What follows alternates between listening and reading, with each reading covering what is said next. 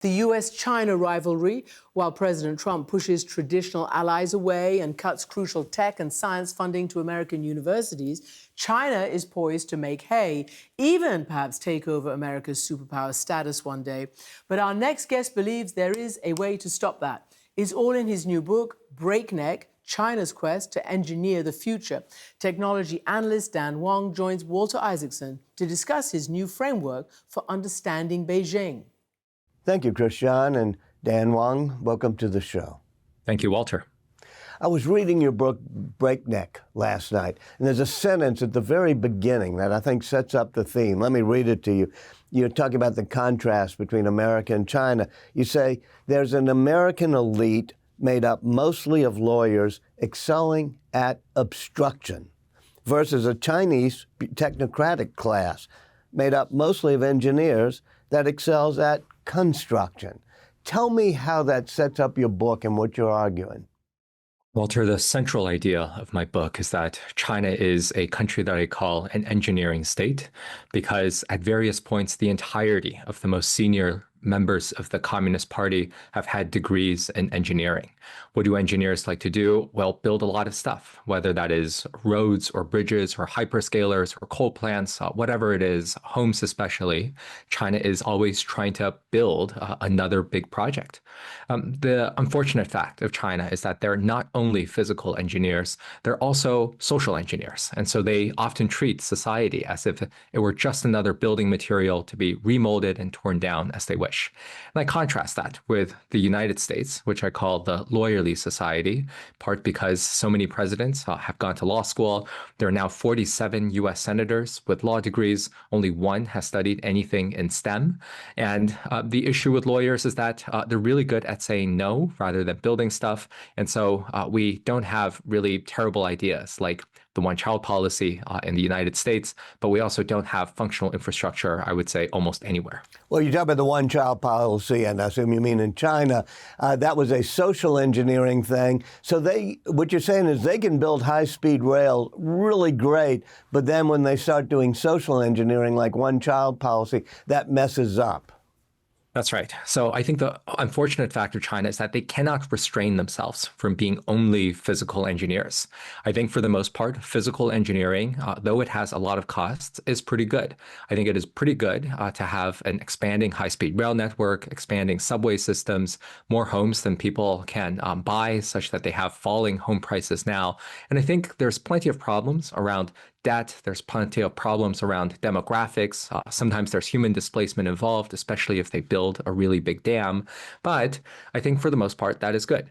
The unfortunate thing is that sometimes they treat many of their ethno-religious minorities, like the folks living in Tibet or in Xinjiang, as just another building material. I spent a lot of time thinking about the one-child policy, as well as zero COVID, which I lived through during its entirety in China, in which the number is right there in the name. There's very little ambiguity about what these policies could possibly mean. Is there something connected to that, though? In other words, could you have the great engineering skills without it slopping over into messy social engineering? I want to get to a place much more like the Europeans, where the Europeans, perhaps the Japanese, have ended up in. In Europe, in, let's say, Paris, in Barcelona, and Rome, according to the subway costs that we have seen, according to the transit data that's mostly compiled by New York University, what we see is that these cities are able to build new infrastructure systems, new subway systems at about 1/8 or 1/9 the cost levels of New York City. And if I'm thinking about the populations in Barcelona and Madrid and Rome and Paris, they don't seem to be really deeply distressed by all of these human rights violations that were involved in building their subways. And so I think there's a way in which the Europeans and the Japanese have got it right. They have the high-speed rail systems, they have mass transit systems, perhaps they don't have quite enough housing, but they're much better than New York and California are at building. And what I'd like to say is that let's get to European levels. We don't have to do any social engineering, but let's have much more functional infrastructure that's badly needed in the United States. You said we don't have to do any social engineering, but there seems to be a mindset in the United States that's not just lawyerly, it's not in my backyard stopping things. And you mention high-speed rail often, you put it in your book. In 2008, they approved a high-speed rail, I think, from Los Angeles to San Francisco. They also, in China, approved in 2008 one from Beijing to Shanghai. Tell me why it is that the U.S. one could never get built. 3 years after 2008, in 2011, the Shanghai-Beijing high-speed rail line started operating. It moves really quickly. It transports a lot of people. And over the course of the first decade, according to Chinese state media, the high-speed rail system moved something like 1.4 billion passenger trips over the course of the next decade. How many people have actually been able to ride on the California high-speed rail system? That answer is very simple. It is zero, because almost none of it has actually been built. The first segment that would be built is supposed to open its lines in something between 2030 to 2033, connecting the towns of Bakersfield and Merced, which is not really close to San Francisco and Los Angeles. And this is one of these quite disappointing things about the United States, that the California high-speed rail has not built on time. It's basically built very little at all. And yet people aren't super disappointed. People aren't out on the streets saying, what's going on with our tax dollars? Right now, this whole system is supposed to cost something like $128 billion. And so that is kind of a strange thing to me. Well, wait, let's get at the reason there. I mean, you say it's lawyers, but you know, our founders were lawyers. Most of the people who signed the Declaration, we used to be able to build things. What's gone wrong? The lawyers have always been present in the U.S., but I think the character of the lawyers has changed quite substantially, essentially in the last 50, 60 years. In my book, I trace out that the U.S. has a heritage of being an engineering state. The U.S. certainly built a lot of stuff, much as the Chinese have. Between around the 1850s to around the 1950s, America built these awesome infrastructure projects, things like canal systems, transcontinental railroad, skyscrapers in Manhattan, as well as Chicago. We had the Manhattan Project, we had the Apollo missions, we had the interstate highway system. And I think that's in part because the technocratic engineering elites in America, sometimes represented by the military-industrial complex, had been in power a little bit more. And there was also the case that the lawyers were slightly different as well. If we take a look at lawyers about 100 years ago, they were much more often creative deal makers. So we had people like Franklin D. Roosevelt, who was kind of a Wall Street lawyer who packed his cabinet in the New Deal with other lawyers. And they were very effective and creative in thinking about how to structure new deals in order to get things done. Something really shifted in the 1960s and the 1970s when people had gotten really tired of all of these big engineering projects that the U.S. had been managing. Things like the high-speed rail system, in which urban planners like Robert Moses rammed through too many highways through New York City. People were really exhausted by the war. People were really exhausted by DDT and other pesticides. And the lawyers themselves turned away from deal makers into much more regulators as well as litigators. And I think that is what we're living with the remnants of, lawyers that are much more eager to stop things rather than build things. You were born in Yunnan province, I think in southwest China. And when you were young, you moved to Canada, but then you moved back to Shanghai during and happened to be there when COVID struck. Tell me what you learned about being there during COVID. I was in China from 2017 to 2023, in which I experienced the first trade war that President Trump launched. I saw how that morphed into much greater geopolitical tensions between the U.S. and China. My centerpiece for living in China was experiencing the entirety of zero COVID from 2020 to the end of 2022.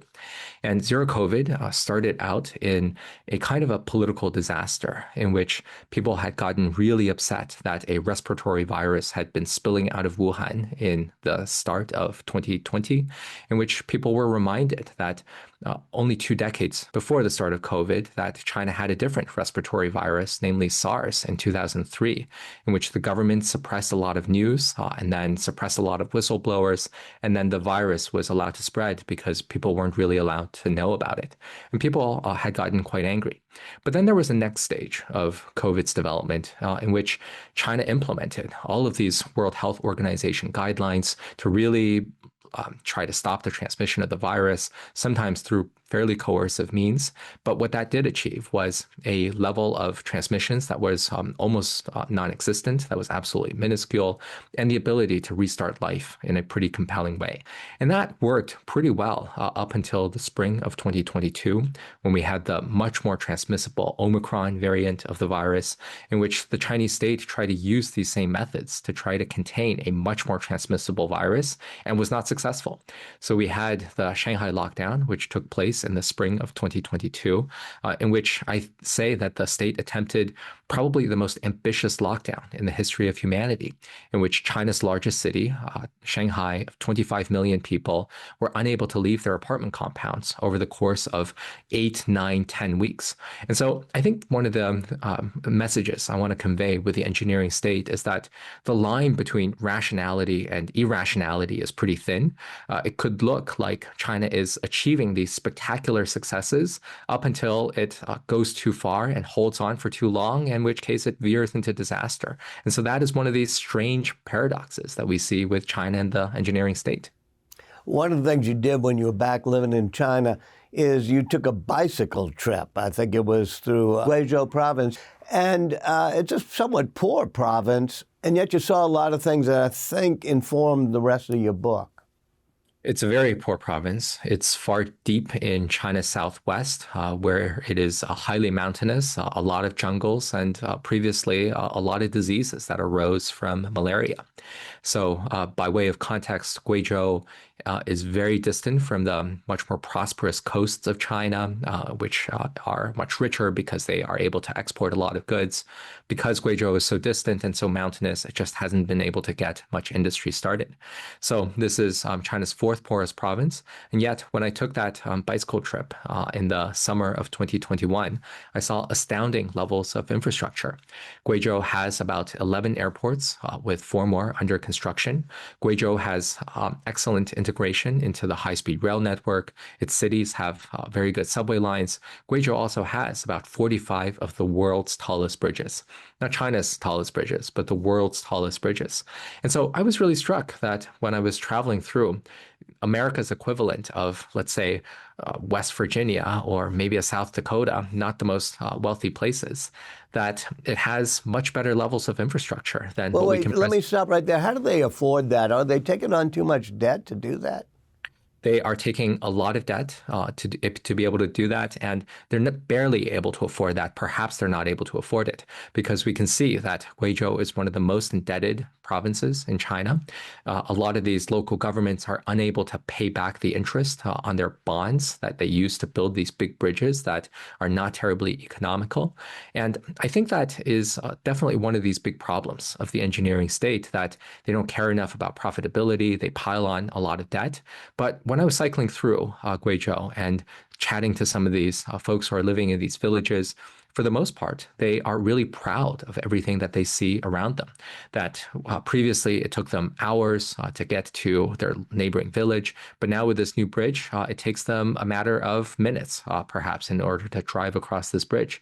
They feel really good that they have the high-speed rail lines in which they're able to go to much bigger cities like Shanghai or Beijing, perhaps, to work. And so that is something that I think the engineering state has been really good at, that a lot of what it builds is perhaps economically questionable, but what that has also achieved is a degree of political resilience.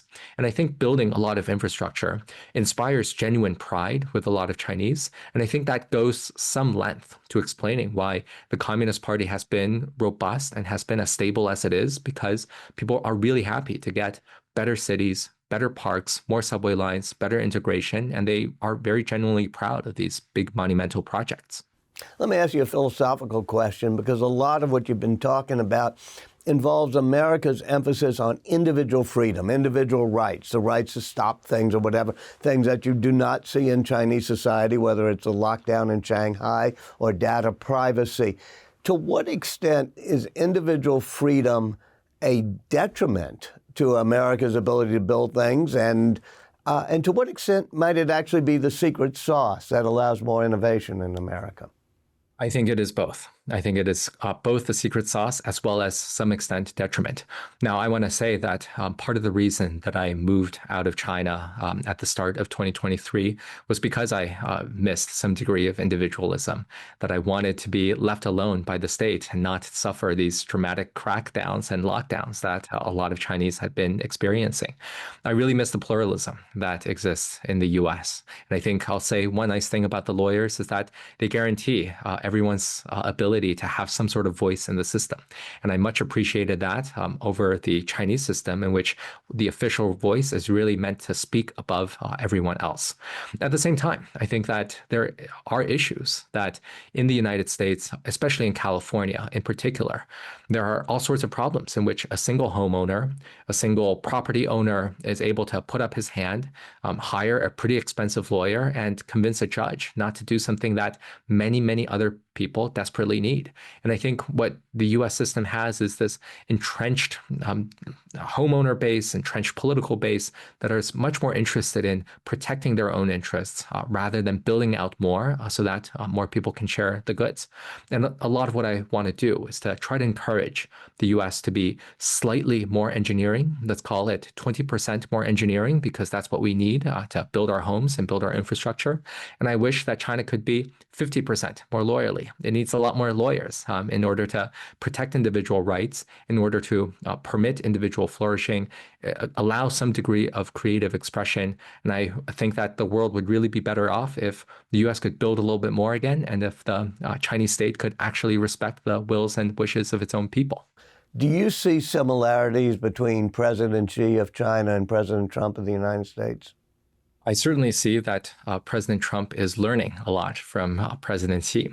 Yes, it is very often the case that Trump is saying all sorts of nice things about his buddy, Xi Jinping. I've heard him praise Xi's great head of hair. I think that is a really remarkable thing to say about another world leader. And part of my concern is that rather than learning all of the good things that China has been doing well, I worry that the United States is learning a lot of really bad things.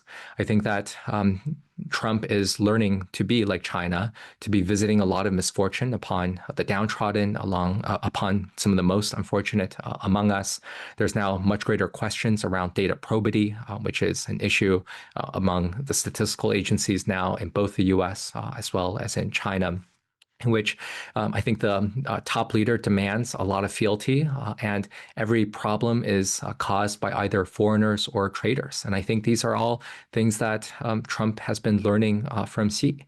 And I would really hope that Trump can learn some of the good stuff, because right now I think it feels to me like we have authoritarianism without the good stuff of functioning cities, functioning logistical systems, public order, as well as very extensive infrastructure build-outs that we need very much. And so rather than learning the good stuff, I think it's unfortunate that Trump is learning mostly the bad stuff.